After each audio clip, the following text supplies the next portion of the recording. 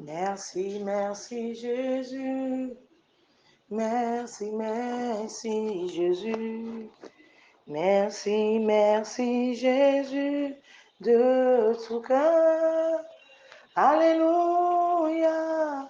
Merci, merci Jésus. Merci, merci Jésus. Merci, merci Jésus de tout cœur. Éternel des armées, nous te glorifions, nous te magnifions car tu es Seigneur. Nul n'est comparable à toi, nul n'est semblable à toi.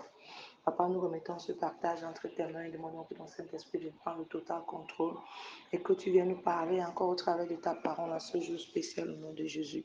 Merci Seigneur car tu nous as guidés et tu nous as recouvert de ton Saint-Esprit et que tu as confondu tout plan de l'ennemi.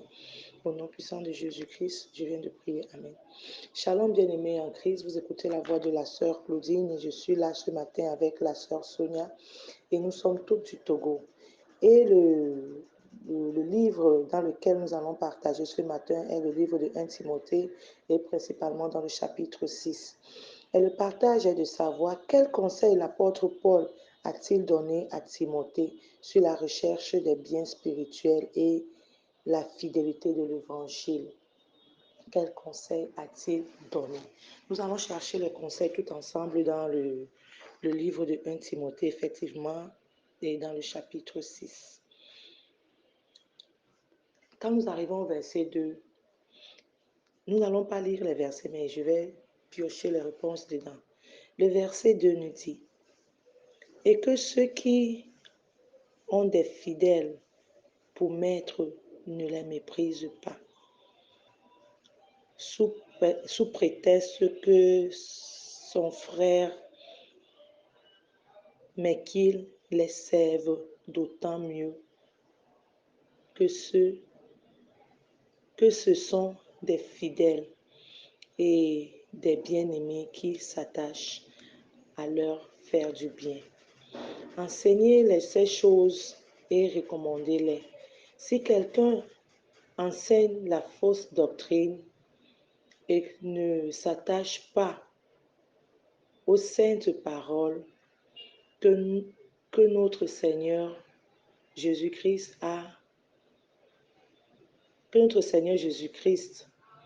et à la doctrine selon la piété, et il est enflé d'orgueil. Qu'est-ce qu'il veut dire? Et là, il est en train de dire qu'en tant que serviteur, en tant que maître, nous ne devons pas mépriser. Nous ne devons pas mépriser et sous prétexte que nous sommes frères. Nous ne devons pas mépriser ceux qui sont avec nous. Nous ne devons pas les voir comme des serviteurs, mais que nous devons les voir comme, comme nos frères. Et nous devons être sûrs que nous nous attachons à l'enseignement de la piété, la miséricorde, c'est-à-dire se soucier de son frère, s'aimer les uns les autres, ne pas mépriser son prochain. Mais la Bible nous dit aussi ici que ceux qui n'enseignent pas selon la doctrine de Jésus-Christ, qui nous demande de nous aimer les uns les autres, de ne pas nous mépriser les uns les autres, de nous soutenir les uns les autres, sont enflés d'orgueil, et on les appelle ici les faux prophètes, c'est-à-dire ce sont ces gens qui s'amassent des richesses mondaines, des richesses terrestres. Mais la vraie richesse, au fait, elle est spirituelle. La vraie richesse, nous allons la voir comment on l'acquiert dans la parole. Qu'est-ce que c'est? Est-ce que c'est d'avoir des voitures, des maisons, des beaux vêtements, des appartements, des propriétés? Est-ce que c'est ça la richesse dont on nous demande d'avoir en tant qu'enfant de Dieu ou bien en tant que serviteur de Dieu?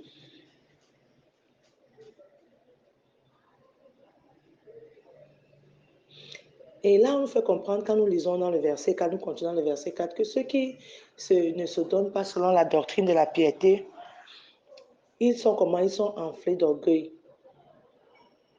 Ils ne savent rien. Et la Bible nous dit qu'ils ont les maladies de la question d'oiselet. Donc, c'est-à-dire que ce sont des gens, dans eux, il y a les disputes, il y a les querelles, il y a les calomnies, il y a les soupçons, il y a les mauvaises pensées. C'est-à-dire, quand nous sommes enfants de Dieu, nous ne devons pas nous calomnier, nous ne devons pas nous quereller, nous ne devons pas penser négativement de nos prochains. Nous ne devons pas dire, cette soeur qui m'a dépassé, la manière dont elle m'a regardé, elle a quelque chose contre moi. Ça, c'est la richesse du monde, la connaissance du monde, la doctrine du monde qui met ces choses dans les enfants, dans le peuple de Dieu. Mais il y a aussi des vaines disputes, la corruption. Et dans ces choses, la vérité n'y est pas. Il n'y a pas de vérité.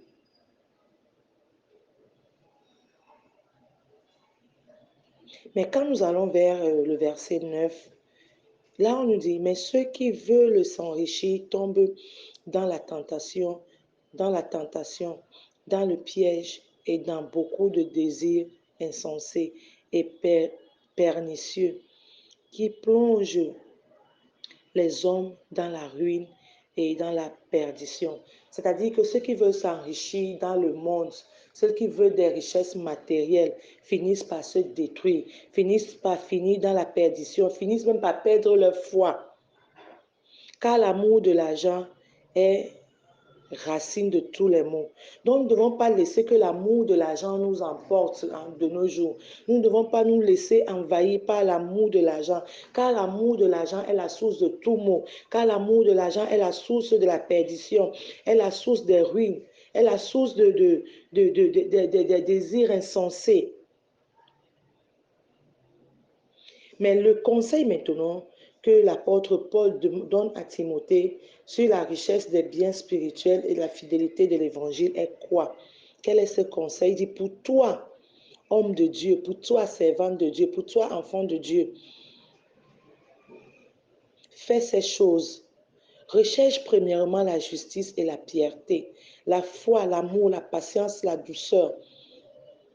Combat le bon combat de la foi. Saisis la vie éternelle à laquelle tu as été appelé et pour laquelle tu as fait une belle confession en présence d'un grand nombre de témoins. Alléluia.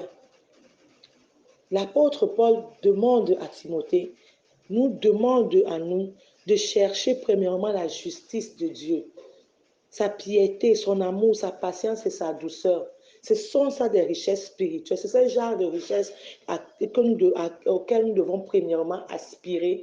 Et ce sont ces choses qui nous donneront des richesses physiques. Parce que quand tu aimes ton frère, tu ne voudras point du mal contre ce frère. Et quand l'Éternel te bénira, tout ce que tu auras en tête, c'est aider ce frère, c'est soutenir cette soeur à sortir dans la situation dans laquelle il est. Alléluia. On peut aller plus bas, on dit, Jésus-Christ qui fit une belle confession devant Ponce Pilate de garder les commandements. Donc nous devons garder les commandements que Jésus nous a donnés. Nous devons garder les lois, ces lois-là. Nous ne devons pas nous vivre selon nous conformer à ce monde dans lequel nous sommes, où tout est avidité d'argent, de pouvoir, de corruption et de tout. Mais la Bible nous demande dans ce passage de chercher les richesses spirituelles, de vivre ou bien de marcher selon la fidélité de la parole, la piété, l'amour, la patience. Et là, il nous recommande,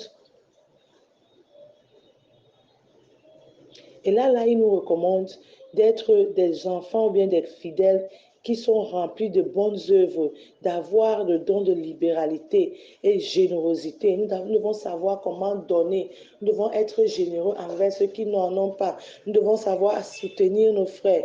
La vie véritable, c'est ça. Et toutes ces choses, nous le saurons qu'au travers de l'évangile, qu'au travers de la parole, qu'en étant fidèles dans l'évangile, que nous pouvons découvrir, excusez-moi, ces mystères cachés. Alléluia.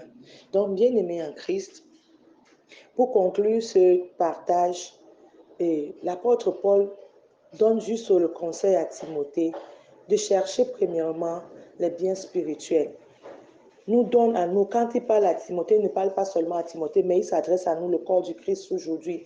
Parce que nous avons cette cette tendance de vouloir nous enrichir des biens matériels, car tout le monde est à la quête de l'aventure, à la quête de la richesse. Mais la vraie richesse, elle est premièrement spirituelle et elle se manifeste maintenant matériellement, elle se fait voir. Si tu n'es pas riche d'esprit, tu ne peux pas être riche physiquement. C'est-à-dire notre richesse est spirituelle. Nous devons la démontrer. Et en démontrant cette richesse que nous avons en nous, et Dieu permettra maintenant que tout bien matériel pourront être manifestés tout autour de nous. Et nous n'aurons pas cet esprit d'orgueil dont nous trouvons de nos jours dans beaucoup de chrétiens. Donc l'Éternel nous aspire ce matin à chercher principalement les biens spirituels, les bénédictions spirituelles, les richesses spirituelles, d'amasser ces richesses spirituelles et de laisser les richesses physiques. Parce qu'en nous amassant des richesses spirituelles, ces richesses physiques viendront automatiquement dans nos vies, car c'est notre partage. Soyez abondamment bénis. Venez écouter la voix de la sœur Claudine. Et je suis là ce matin avec la sœur Sonia. Nous sommes tous du Togo. Shalom, shalom, shalom, bien-aimés en Christ.